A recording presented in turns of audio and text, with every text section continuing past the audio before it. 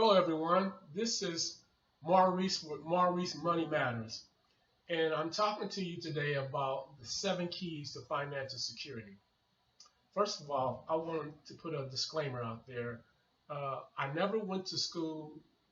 I never got a degree in finances. The things that I'm teaching, these are true and tried methods that I've learned over years. This years of living, talking to people, watching how people did their finances, reading books, listening to videos, and that type of things. And these are things that I want to share with you. But by no way am I a licensed financial person that gives information in that regards. Our story is like a lot of stories where people starting out and they're young. I got married when I was 21, my wife was 20. We didn't know anything about finances. We didn't know anything about credit and those type of things. And we took out a credit card, and the credit card was only for a $500 limit. But we paid on that credit card for 3 years, and our principal debt on that credit card went up. That's when I kind of looked at my wife and I said, well, this is a racket, and you can never pay that credit card off by paying the bare minimum. Long story short, after that, I realized that having debt keeps you from being financially secure. Soon thereafter, we purchased our first house. It was a HUD house. HUD house is where the city owns it, and then you bid on it. And then if you bid the right price, you get the house. We purchased that house for like $22,500, somewhere within that range. But at the time, this is the early 80s, and the interest rates were 14%, if I'm not mistaken. Anyway, long story short with that, as we went to closing, to close on a $22,500 house, and I looked at the amortization sheet, and after 30 years, I was going to end up paying over $100,000 for that $22,000 house. So it was like a bell went off. And I says, well, if you pay this house like they want you to pay for 30 years, you're paying over four times what the house is worth. So then I started to realize that debt was a bad thing, and it's something that you don't want to be part of. We went ahead and we got more in debt, and we had bill collectors calling, asking for their money. I never put off the calls. I talked to them directly. I told them we didn't have the money, but we would get them some money as soon as we got some money. And they understood that.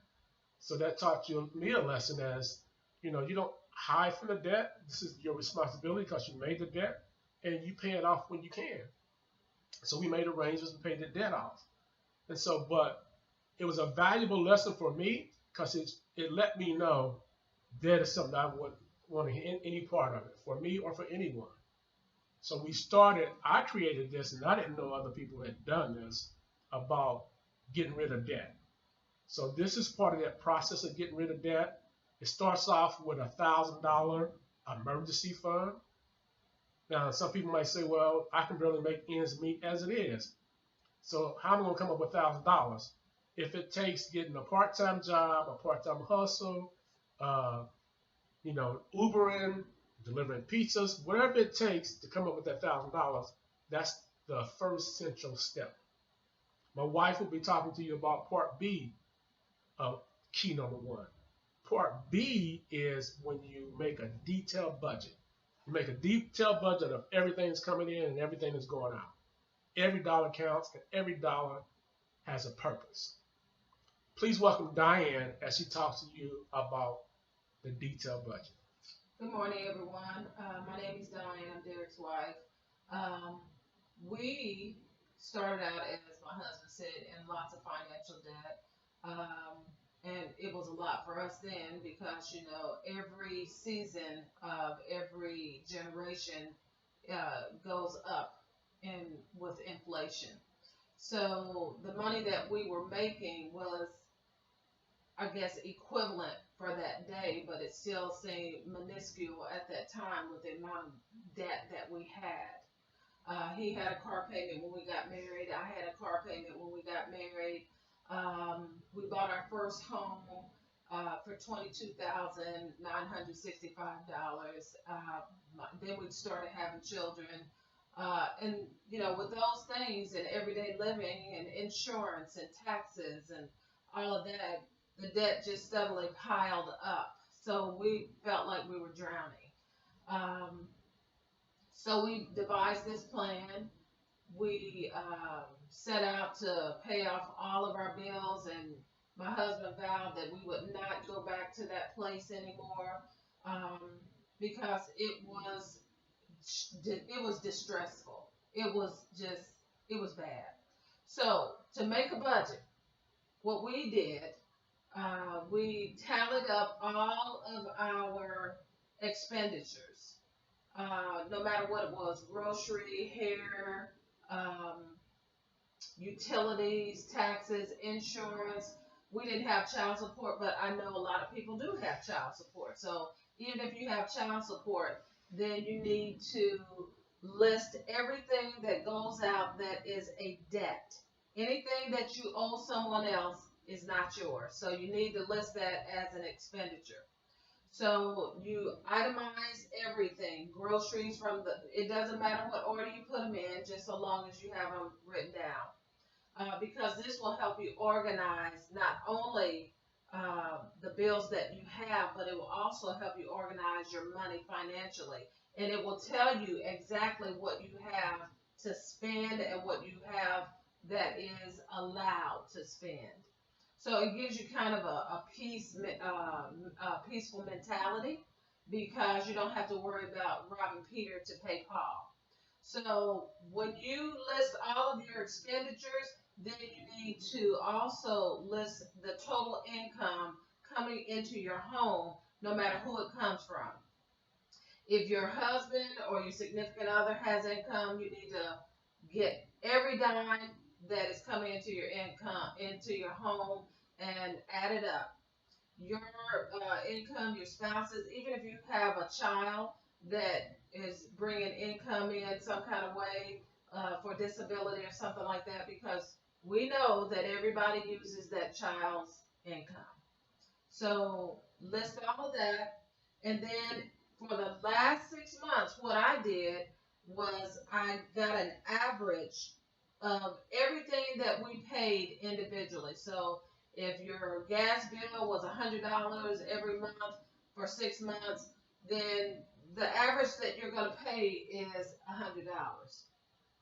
If your cell phone bill is $75 a month, then you don't have extra, and that's what your plan is monthly, then you need to list that. If you spend an average of $50 a month for grocery, then you need to $50 a week. I'm sorry. If you spend $50 a week, that's a total of $200 a month.